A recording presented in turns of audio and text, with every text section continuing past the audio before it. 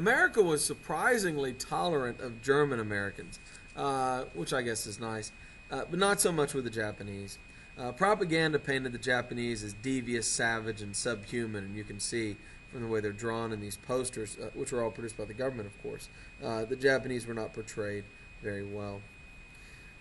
There were about 127,000 Japanese in America, mostly in California. About one-third of these were Issei, which meant they were born in Japan and immigrated to America. About two-thirds of these were Nisei, which means they were more Americanized Japanese who were born here in America. The assumption among many Americans was that if you were Japanese, you were a traitor. Ironically, there's absolutely no evidence for this. We don't have a single instance where there is any evidence to believe that any Japanese American collaborated with the Japanese in World War II.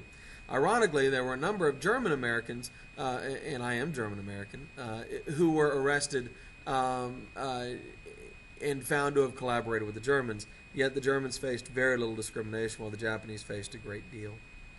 In fact, in February of 1942, military advisors, as long as California Governor Earl Warren, will pressure FDR to intern the Japanese. And about 100,000 Japanese Americans will be forced to abandon their property and move into camps.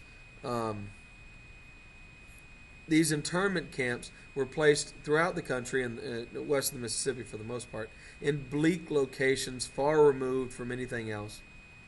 And Japanese were forced to live there for 3 years.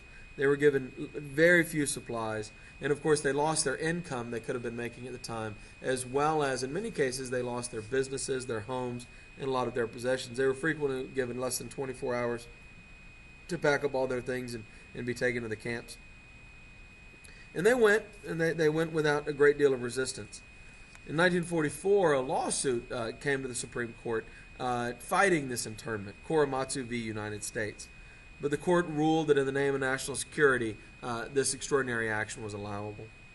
In the late 1980s, I believe it was under the Reagan administration, reparations were authorized to repay any living Japanese who were still around in the late 1980s who had been interned in the camps. There was a program put into place to try to repay them for their financial loss. But this is one of the great kind of black marks on the Roosevelt, the FDR legacy, as well as America during World War II generally.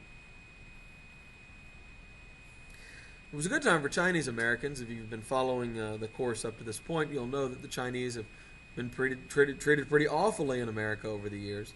But because China was our ally, remember the war really begins when Japan invades China.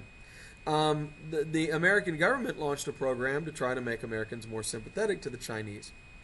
The Chinese Exclusion Act, the law passed in 1882 banning Chinese immigration to America, was repealed to allow Chinese refugees to come to the United States. A quota of 105,000 Chinese a year is established.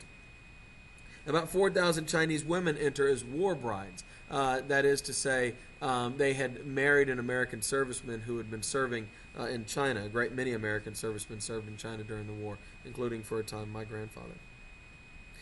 Racism against the Chinese declines generally.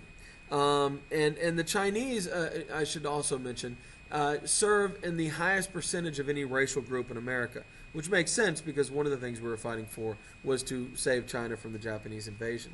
And the Chinese generally tended to be the strongest supporters of the war in the United States.